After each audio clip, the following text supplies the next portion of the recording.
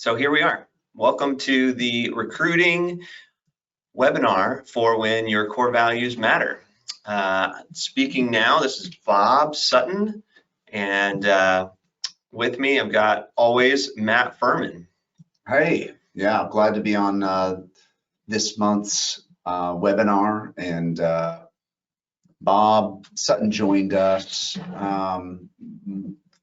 March, I guess, Black Swan Monday of 2020, and he's got 7 years of pastoral search experience in the nonprofit and church markets, and he's a unique value in just discernment on people in career transition. And so we're going to kind of deep dive into that because it's an interesting glean on the market. So Bob, introduce yourself. Yeah, well, before I jump in, can you guys hear us? I think that's probably the most important thing.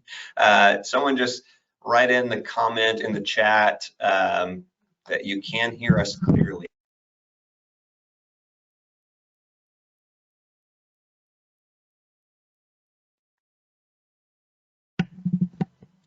Can you hear us? Just testing our sound. Yeah, can you hear us?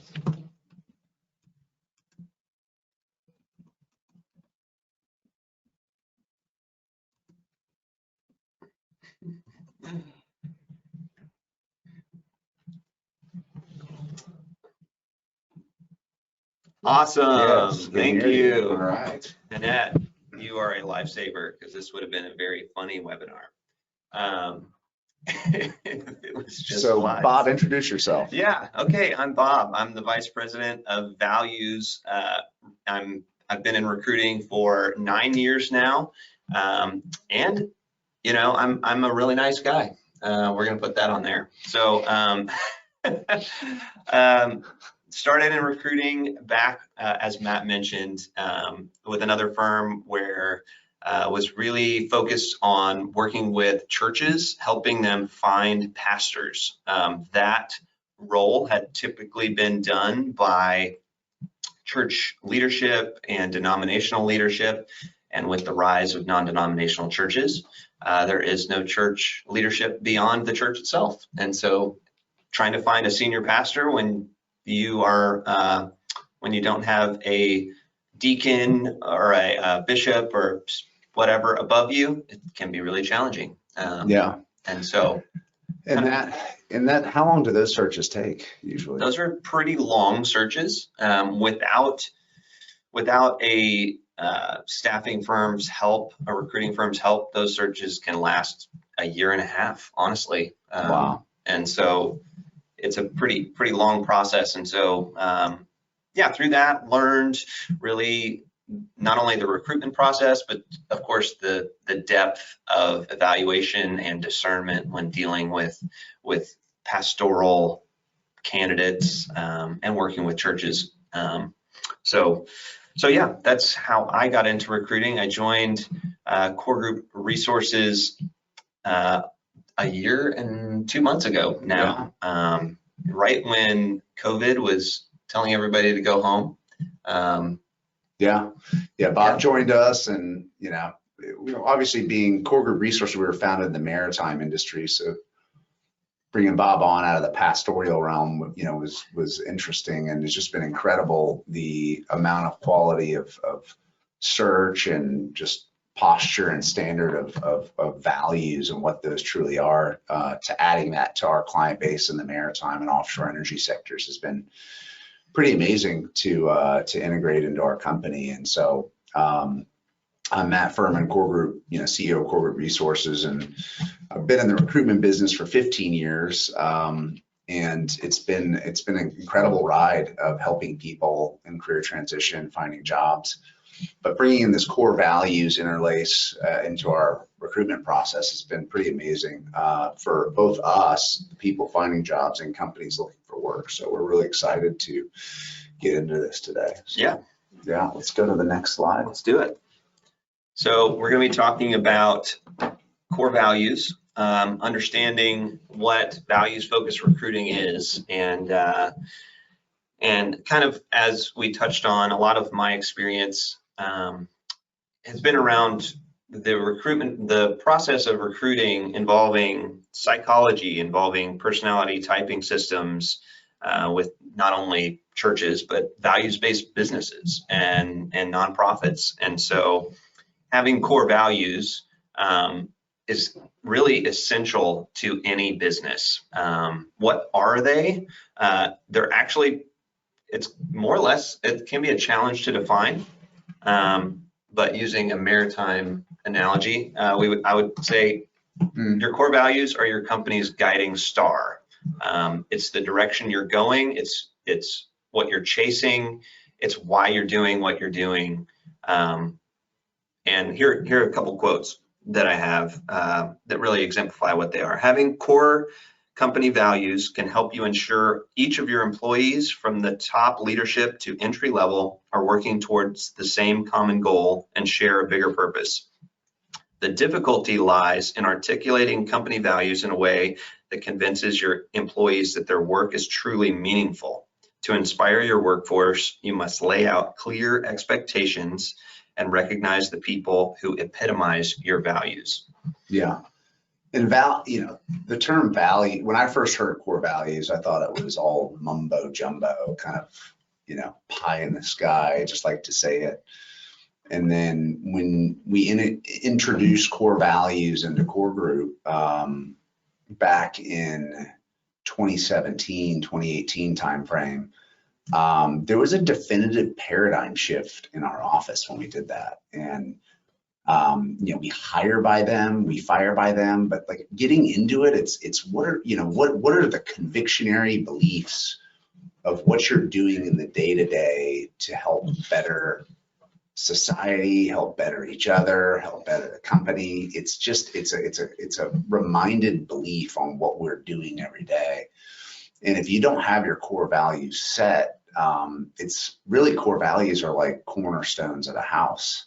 And when you set the stones, you can actually build a house on land. But when you don't set cornerstones of a building, the land can shift and walls can collapse. And so, core values are just rigid beliefs, a rigid belief structure of conviction on what you're doing in your day-to-day. And so I didn't think they were that important until we actually added them. And then over time, I've realized, wait, without cornerstones of values, how can you build a house on it?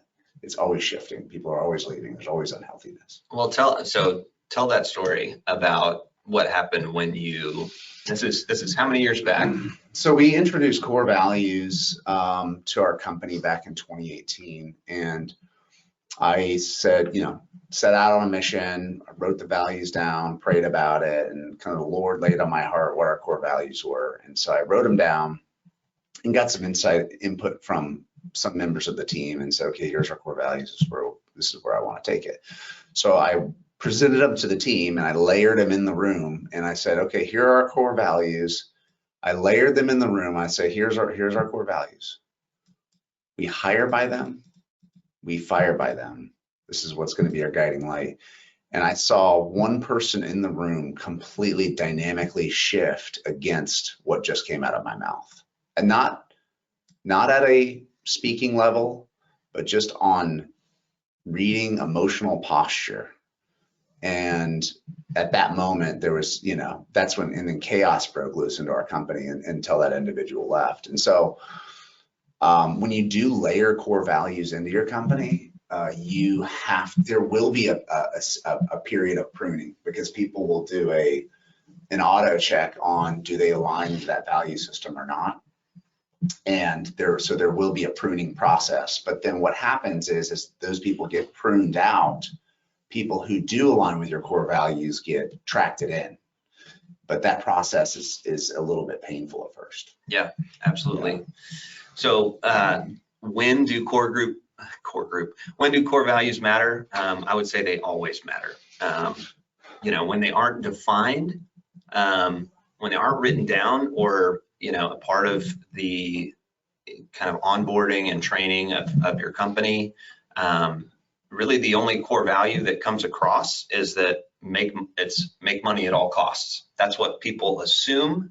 And so when you actually identify the core values that, that you are laying out, hey, this entire organization is not just a money making machine. Like, we have a purpose beyond just that. And I know at Core Group, we have great core values. We should have written down somewhere. So it's, God-centered, honesty and integrity, service before self, improving lives through career transition. And our vision statement is to, a world with no unemployment. And then our mission statement is connecting people to destiny. So we have this kind of real belief on destiny. With the idea, once you kind of get your core values in place, like for ours, it's connecting people through career transition, a world with no unemployment, and destiny. And to give you an example, I ran into a guy at the bank who's been trying to get in touch with me for years randomly, and I invited him in the office yesterday, and he said to me, what was the term he mentioned? It was in Spanish. Diosidencia, like a coincidence provided by God. Yeah, coincidence provided by God. And so I'm like, well, I have no other choice but now to invite you into my office to help you, because this is a God-given appointment. So I don't want to go against that. So we brought him in yesterday, and we have a few potential jobs for him. So when you know what your core values are, it guides and dictates. It's essentially like the rudder of a ship that pushes against the water as you're steering your organization through rough seas and market changes. I love that. So what is values-focused recruiting? Values-focused recruiting includes a company's defined values into the recruiting process. And that's really what we try to do here at Core Group in all of our recruiting, but specifically in the recruiting that I'm focused on as well. How is that different than normal recruiting? So most recruiting focuses on competence as the primary determining factor. There are obviously other elements, you want experience, expertise, the education piece, leadership, if that's involved, culture, do they fit, the company. And inviting core values into that conversation can really change the way the recruitment process is done. And so we're going to talk a little bit about that. Let's just go on to the next slide, and we'll get there. So kind of the 4 stages or four elements to values-focused recruiting. And the first we've already touched on. You have to define, if you haven't already, you really have to define what your core values are. And those should be apparent to everyone inside your company. And it's also beneficial, I would say, even for you as a company in your marketing, your branding, to let your clients, let potential employees know what your core values are prior to, they should be on your website, they should be available. And so you want to do your initial recruiting screening based on that your first screening should be based on easy but relevant criteria. That doesn't include the core values yet. However, the second stage of the recruiting process, essentially you have, I like to look at it like a funnel typically. Mm-hmm. If you put a job posting out online somewhere, you might get, let's say, 25, 30 candidates who might apply. And we'll just say 15 of those fit the criteria that you're looking for, at least experience-wise. That's probably being generous. I don't know, 50% typically fit all the criteria. But the screening criteria should be, pretty transparent, pretty easy, whether that's experience, degree, all that, certifications and whatnot. The second stage, the interviews process, is really where the core values come out. And how that works here is in our screening process on the phone and in person. Almost always we invite candidates to tell their story, because what you can learn when you're not asking direct questions about exactly what did you do while you're at this job, but rather tell us your story. When people tell their story, their values come through. That's actually the one thing that we've learned is in the discernment process, you really want people to be able to tell their story because values seep out of what they value comes through. And I got a side text on getting our question panel opened up here, so we're going to work on that while we continue to talk. And then multiple interviews with different team members is something that we implemented. One thing about interviewing recruiters is they're professional interviewers. So That's right.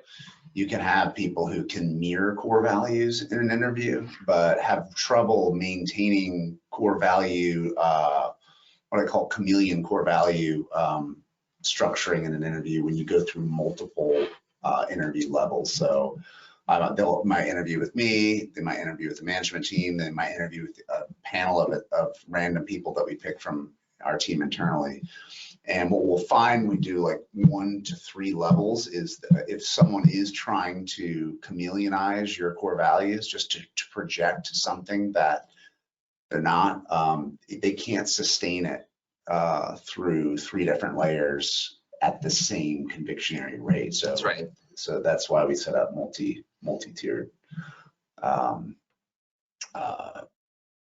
levels there. Yeah, and that kind of goes with the hire slow, terminate fast. Hire slow, fire fast. Yeah. Yeah. I used to hire fast and fire slow, and it was very painful. But hire slow, make sure core values are aligned, make sure it's mutual discernment. We use that term all the time. Is this a good fit for you? Is this a good fit for us? Let's take a little bit of time to think and pray about it, and just go through a little bit of a slowing process and aligning your core values, and that'll ensure a longer term bonding between the employee and the organization if you go through with that. Okay. It looks like, do we have our question section working? If you do have any questions, type them in the chat box, and we'll do our best to answer it along the way. Or you can text me. That would work too. Yeah, texting works. We're live, so that can work. Yeah, if you do have questions, if you have technical difficulties here, you can text me. It's 832-405-1949. So yeah, text us with questions. We're going to do a Q&A here at the end too. So as we kind of dive deeper into this core values conversation, Matt, we do a pretty good job here at Core Group of doing this. And these are just some really great ways that we've seen, not only here, but in other great companies, how they reinforce their core values into the company culture and into the hiring and onboarding process, and just into the day-to-day of a company. So number one being repetition. A lot of folks have, like I have, our core values up on my wall, and I've seen a lot of folks in our office that have, a display where they can see them every day. What else? It's repetition. Some companies that we deal with, we'll put them on their walls, which I think, they'll put them on their walls as just, a printout, but I think we also need to put them on our walls more pronounced as well, just to remind each other each day. Because the mind is malleable, it can shift with time, culture shifts over time, but when you put them on the wall, it just constantly reminds everyone what we're here for every day. And so it kind of starts to embody itself and embolden itself over time. So the more they're out, if it's on on your website, if it's on the walls of your office, if it's on your brochures, whatever it may be, employee handbook, and then celebrating someone like a core value champion of the month, which we probably should start doing. Yeah, well, we've done that a little, I mean, to some degree, not on a consistent basis, but Yeah, it's yeah. maybe like once a quarter or something, like highlight a core value champion. And it's something that, I mean, I think all of our employees know that that's something we hire by and fire by. So, you know, even in performance reviews and one-on-ones, you know, just reminding, you know, those who are working directly for you, especially early on, just what the core values are and how, you know, we either are seeing those values in an employee's behavior or not, and, you know, taking corrective action if needed. Honesty and integrity is one of ours. And so, you know, when you're dealing with client contracts and how we should go about dealing with a contract or a contractor issue, you know, if something ever comes up, or even in the office dealing with business, oh, should we tell them or not, you know, and you can actually hear it, like hear this advice, like flexing against a core value. You really have to like hold that line rigid. Say, no, we need to go the right way, because if you actually trade against your core values, you can trade against the kind of the core of the entity's belief structure. So that's in dealing with letting people know bad news, clients that you need to cut off, whatever it is. You just have to be straightforward and bring everything to light, especially in the 21st century. You know, everything can be seen. And constantly discussing, you know, I mean, I need to do a better job. I think we mentioned core values, you know, maybe once a month, but I think like bi-weekly or something to get the repetition up. Even talking about this here helps us. They're there, we bring them up, but just keeping the repetition high is something we recommend. Yeah, absolutely. Absolutely. And I think, oh, I just lost my train of thought. I know where I was going, but I don't know how I was going to get there. Were you talking about discussing in team meetings, tying into compensation, highlighting? Tying into compensation, that's actually, you know, I think that could be, yeah, how would you go about doing that? I mean, we do that to some degree, but you know, if you have you could do a core values bonus at the end of the year or something. Someone who's like, maybe you have core value champions throughout the year, and then you get a core value bonus. And this is me just spitballing ideas. Yeah. But you could have a core value bonus at the end of the year that, you know, whoever embodied the core values the most gets a cash bonus. Or if they do something heroic with the core values, like really help someone out, you can bonus on heroism through the core value structure, you know. These are just random ideas. Yeah. But yeah, you tie it into compensation, and I do like that bonus idea. I think that would, you know, well, you bring like awareness to it, but so we got a question. Did a question just come in? Yeah. What is that question? So the question is how to identify when a candidate is aligned with your core values when you're hiring them. So it's all in the interview process. When you can ask questions around core values. Asking direct questions, you know, yes or no questions inside of core values can be a little tricky. You ask questions around. That's what I do. It's just, yeah. Well, I mean, if you can't approach it dead on, you can't. I mean, it's just because it's like deeply inset in someone. So, you know, if you say, "Are you a positive person?" Right. Yes. Yeah. You know, that gives you no information. But if through their, you know, interactions, like, why did you leave your previous company? Oh, my boss, I couldn't stand him. They start trash talking them and they're negative. Then they reveal themselves through their negative comments against your core values in the interview process. So that makes it easy. So you have like a framework behind the interview as you're talking to people. Yeah. That you know, when they trade against one, they don't see it happening, but you do through your frame of reference. Yeah. I mean, that's, yeah. Most people know they're not supposed to talk negatively about their previous employer.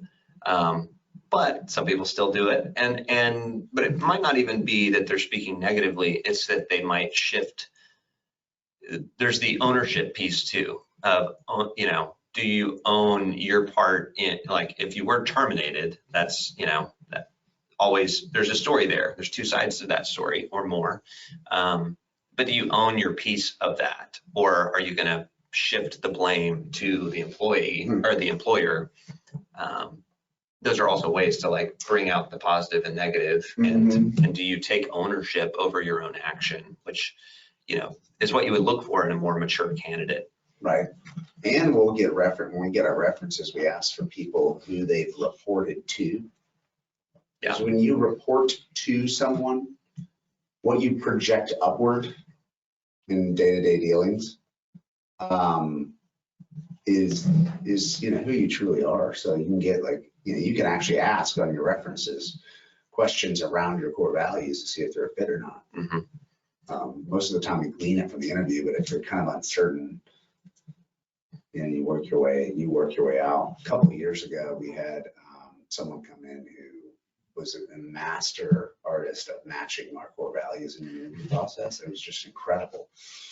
And we shared on, and that person was on board, and it all made, but just something didn't add up. And so we started to research their background and look and see, and we found out that she had won an award with a company that wasn't mentioned on a resume the year prior. And so we found someone at that, or we asked about that company, and the information that was told us was untruthful. And when we found that out, that made it really easy to cut into consideration. She got really close to getting hired here. She did. It was a bullet dodge. So yeah, core value checking is important because you're binding someone into your root system. So if they're not going to grow within the root system, how can you grow the tree, you know, the company? So we good for the next slide? Yeah, let's do it. So I think we're ready for some Q&A. So we got one that just came in directly. Do we offer consulting or setting company core values? I think what this means is, you know, do we actually offer that as a service to like help a company discern and articulate their own core values if they haven't already? Core values, is that a service we offer? I mean, we do it all internally, and I guess we technically could offer it as a service more, but we can show you resources to help you. There's a section in the book called Traction that kind of takes you through a process of discovering core values and what those are. I went through a spherical branding session a couple of years ago with, you know, the Make Cancer History Memorial Hermann. Yep. So they did a spherical branding process, and that was really interesting. It was like 8 hours in like a spherical branding tunnel with these guys. And so with the company, you know, what we do is we'll go into a room and say, okay, you know, we'll map out, we'll frame what core values are, and then we'll cut everyone loose to drum up what they think our core values are, and we'll all come back independently. So it's not like everyone's kind of feeding off each other. And you come back and throw it into a pot, and you start mixing them around, and then you can start to narrow down to your top 5 or 7 core values, and then you get group buy-in, and you prune anything out that shouldn't be. So it's not like a mountaintop where the leader needs to go away and come back and say, hey, these are our core values, but you think there should be. It's dual purpose. So Okay. you have, you know, the leader of the company goes into prayer and asks God to impress what our core values are on my heart, and you pray, listen, and whatever's impressed upon you, you write down. And then you go internally and you ask what they think their core values are and throw it all into a pot. And you take that information as the leader and you see what's cross references the leader's core value thoughts and the company's core value thoughts, and then you can start to recognize like pattern recognition as you bring the two together. Yeah, I like that. So this is a good question that just came in. What positions do companies use this approach for when they're hiring? Like, I think it's all levels. I mean, if you painted the perfect organization, mhm, and what they would do, they would hire entry level core values, or the higher you go, the more rigid your core value structure has to be. So if you're a leader of a company projecting downward onto people, whatever's coming out of the head and heart of that individual will impact a far greater number than like an admin coming in. right. An admin coming in who's fresh out of college, who may not even know who they truly are. So there's going to be some molding that's going to happen. There's going to be some molding into, but at least if they've got seeds planted or just some basic understanding of core values, then you can kind of pull it in. Okay, We got another question that just came in. we do. But before we get there, so I think what you just said is important, because, you know, the higher up in the organization, the need to embody the core values is much greater importance at the top, is what you're saying. Yeah, because the entity is governed by its leaders. So if the leadership team doesn't embody the core value structure of the entity, when they trade against a core value internally, the shock value through the organization is at like a 10x multiple. Mm-hmm. Like if you trade against honesty and integrity and that triggers through, then that becomes like a boomerang that just it rips through the company at a subconscious level. It tears through the subconscious of everyone underneath and causes damage. It's very fragile at the very top. So you have to be like rigid in your convictions and your belief in the core value of the entity. So if you're rigid in that, then everything else flows out from that. If you're not, then yeah, you can get into some trouble. If you're entry level, they have an understanding of what they're signing up for. They can be molded into it. You don't have to be as rigid because they're not projecting down onto people, mm-hmm. right? There can be some molding up. But what I found is the moment you put someone underneath someone else, mm-hmm. there's no hiding their core values or not. It's like you're suddenly letting someone into your world and you can't hide. It's like they can see you for who you truly are. You know, I like that. That's good. Okay, here's the other question that came in. What if I have an employee that delivers great results but is not fully aligned with my company's core values? He's good for the money-making part of the business, but not for the core values matching culture. So it depends on, you know, you can have people who are legacy people with an organization that don't fully integrate with all core values, and they become long-term mission fields, essentially. So as long as there's health within the business and it continues to grow and everything's kind of rigid there, but it just becomes almost like an eternal mission field. And hopefully over time, there'll be a track in, but it's not, you don't have to make sudden decisions against an individual based on not having. Yeah. It's just usually if they're completely adamantly opposed to them, like diametrically opposed, there'll be a self-pruning or a forced pruning. At some point. Yeah, I think that's great. That was, I think, our last question. So let's move forward. We're just humming along. we're just humming along. All right, well, we got done actually a little bit earlier than we expected, so this is great. I just wanted to say thanks to everybody who jumped in and joined us for the all the questions. If you have any other questions, need to follow up, feel free to reach out to us. Our email addresses are right there. And yeah, appreciate you guys joining us for your lunch break today, if you're Central Time. Yeah, and if you have a search or you've got a leadership search that you need covered and you want core values identification for your organization, contact myself or Bob or copy us both, and put your request in and we'll see what we can do to help guide you. If you have any other questions on that, we're an open book, so contact us anytime. Yeah. All right, you guys have a great rest of your Tuesday. Thank you for your time.